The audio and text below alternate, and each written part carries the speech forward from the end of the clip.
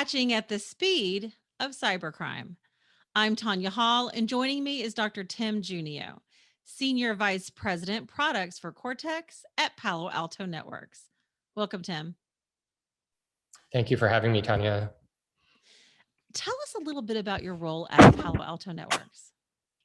So as the head of products and engineering for Cortex, I'm responsible for our product portfolio that includes our solution for endpoint, which is called XDR, our automation product, XOR, and our attack surface management product, Expanse. Palo Alto just released a new report titled 2021 Cortex Expanse Attack Surface Threat Report. It opens with a discussion of the race between threat actors and security teams once a vulnerability has been announced. Who usually wins that race and why? Well, unfortunately, technology that has been around for now almost 10 years makes it really easy for anybody to search the entire internet space for exploitable machines or other types of internet connected devices. So I would say typically adversaries are winning in that race. And the reason is if you're a criminal actor or you're a nation state hacker, someone who's looking for exploitable things on the internet, you can start searching immediately after an exploit has been published. But if you're on the defender side, if you're in IT or information security for a large organization, say for a big company or government agency, for you to find the ones on the internet that are relevant to you is a much harder problem because you need to understand which assets are yours. So what is your actual inventory? And then who within your organization might be operating that exploitable device. So imagine, for instance, an exploit is published so that hypothetically you can take over any one of a class of printer, like an IoT device. A hacker can just start looking through the whole internet in minutes for all of them that could be breached immediately. Whereas if you're an IT administrator in a big organization, you've got to find out which of my printers are vulnerable and then who's using them, like which business unit. If it's a regional office, where in the world is that printer, and figure out how to contact the person who has actually plugged it in to get them to do a patch or update or remove it from the public internet. So the sequence of events favors looking for bad stuff everywhere as opposed to looking for your own bad stuff. What have you found regarding the number of high profile security issues discovered each day? We took a look at Fortune 500 companies and were surprised to find that significant exposures, things that we would say violate best practices and create meaningful risk to the organization, happen on average every 12 hours. So that means for the average Fortune 500 company, a couple of times a day, something is exposed to the public internet that shouldn't be, either because it's a type of device or service that should never be on the public internet, or it's one for which there has been a published exploit.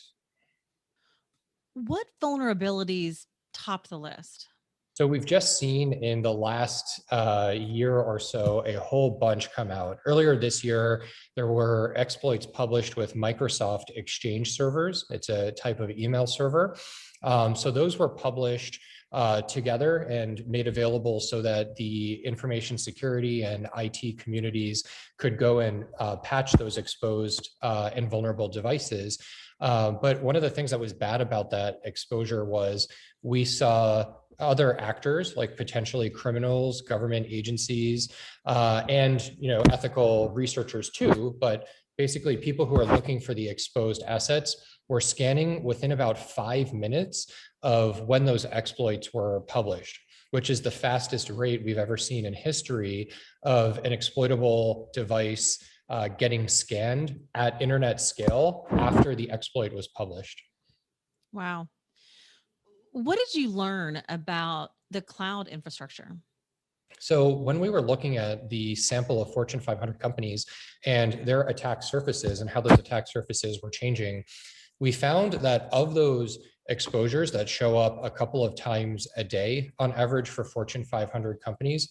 In the data, about 2/3 of those exposures were showing up in commercial cloud environments and about 1/3 in what would be traditional on-premises IT.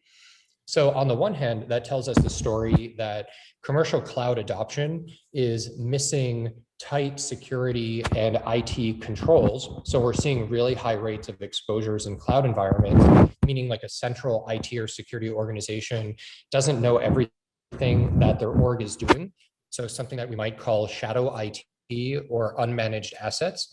But then also on premises, still at a rate of 1/3 of everything that we're seeing, that's still a good chunk of the exploitable machines that we're seeing in our data. Those are the most monitored, supposedly the most locked down parts of large organizations' networks. And yet this basic cyber hygiene is not a solved problem. So we're seeing both commercial cloud is where most of the action is at, but even the home bases are not really covered. And so many of these vulnerabilities stem from the recent pivot to remote work, right? For sure. So during COVID, we observed the attack surfaces of large organizations growing massively. So when you have an employee who's working from home in some kind of commercial internet space or from coffee shops or wherever they may be, if their employee workstation, the laptop that has been assigned to them is not configured correctly, it can end up on the public internet with no firewall, meaning anyone in the world would be able to communicate with it, test usernames and passwords, test software exploits against it. And at any moment in time, when we're looking in our data, we see millions of Windows workstations and virtual machines in cloud environments that are directly accessible over the public internet. So someone in Russia, China, anywhere in the world could communicate with that Windows machine or virtual machine as though they were right in front of it. So, what lessons can we take away from this report? So I think it's most important for large organizations, big companies and government agencies to consider how well they know their base inventory and to think about inventory management as a security problem. And the reason for that is you can have all the security investments in the world, be spending hundreds of millions of dollars per year on your security posture. But if it's not applied to everything in your environment, then you could have edge cases that create meaningful risk for you and your security investments don't touch them. So if you don't know about everything that's in your inventory, you can't get 100% return on investment for what you're paying for.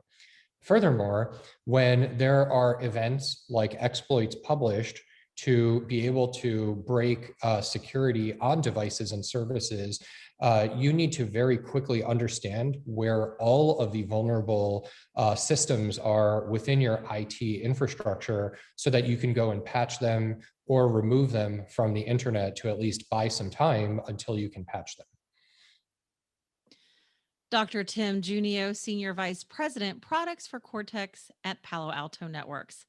If somebody wants to connect with you, Tim, maybe they want to get a copy of this report. What's the best way they can do that? You could add me on LinkedIn if you want to chat, send me a message. And we've got the attack up on the Palo Alto Networks website. So maybe we could put the link up at the bottom of the screen. And anyone who's interested in reading the report, I'd encourage you to download it. And if you have follow-up questions, write to us and we'd be happy to help with an assessment for your organization of what your attack surface posture looks like and whether or not we might be able to help. Thanks again for your time, Tim. Thank you so much, Tonya, for having me. And by the way, at the top of your heap, Snow Crash, my favorite sci-fi book of all time. Held up really well since I think 1992. So I wanted to squeeze that in before we finish the interview. Thank you so much. It certainly has. And that's why it's at the top of the list. Thanks again, Tim. And find Thank and you. subscribe. Yeah, of course. And find and subscribe to more of my interviews right here on YouTube, iTunes, Spotify, Stitcher, or at TonyaHall.net. Thanks for watching.